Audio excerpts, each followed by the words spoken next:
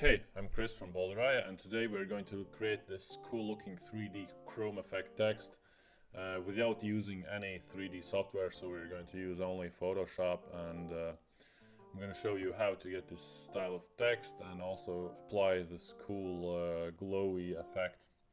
So first of all, we start by typing the text in Photoshop. This text is a font.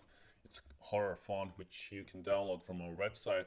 The font is completely free, so you just go to boulderaya.com, boulderaya1.com, and get the font straight from the website. Um, Also, we've got there many other different products, but today we're going to talk about this one. So once you've downloaded the font, written the text down in Photoshop, I have to make sure that the image size is set to about 2000 pixels wide and 1500 height, so that the effects we are going to add to the text can be similar to yours. So first of all, we open up the layer blending modes and start by adding a bevel and emboss. I have to make sure that it's activated in the style, so it's inner bevel, technique smooth, depth around 1000%. The size could be depending on the size of your letters. In this case, the letters are very skinny, so a good size is 5 or 6. Softness, I would say 3 or 4. Again, depending on the weight of your text. Then about shading, we get 90 degrees angle and 30 degrees altitude. We get a gloss contour to this one. Highlight mode to white, shadow mode to black, around 55 or 60, depending on how you like the look of it. Then we move on to the shadow. The shadow is very personal thing, but for me, I like to make it a little bit darker so that these glows are shining through a bit more. Then again, we can play around with the angle, starting from distance, which I usually like to set to about 15, would say. Choke would be 5, 7, 9, around that size, and the size of the shadow around 45 or 50, so that would be a good one. Then we move on to the gradient overlay. The overlay is gonna be blend mode set to normal, opacity to 100, and the gradient should be kind of like that you can see still the edge of the H, and the center would be a little bit brighter. So you have to scale it around that side. Okay, this could be good. All right, now we've done that. We put the text layer into a group. We just press Command G on a Mac and Control G on a Windows. We add a curve map and set a curve map to create clipping mask so that it only affects everything that is in the folder below it. So now we have to tune up the curve so that it's a little bit more contrasty. Then we add the gradient map, which will be the base color effect for the type. I've pre-created this gradient, but you can actually use any kind of gradients you have created for yourself. So depends on your style and what you want to accomplish, but you can see that many of these gradients already by default are working quite good. The one thing I would, for example, do with these ones is maybe tune up the contrast, so you would add some blacks in this part. Well, what happened here? Okay, maybe add some black on the other side here, so we already get a cool effect of color here.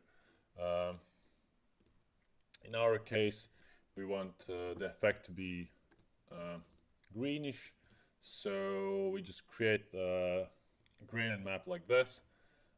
We can play around and push these whites and greens around to see what kind of works the best, but in this case something around here looks really good. You can see the gloss effect and the letters look like they're 3D, so this is something we want to achieve. After that's done, we can still go back and play with the gradient map to get our effect better looking.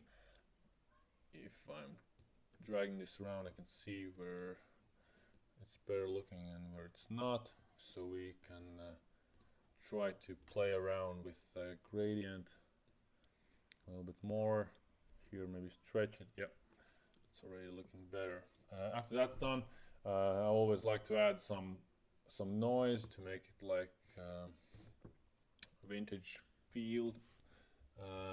The noise is a very personal thing you can add.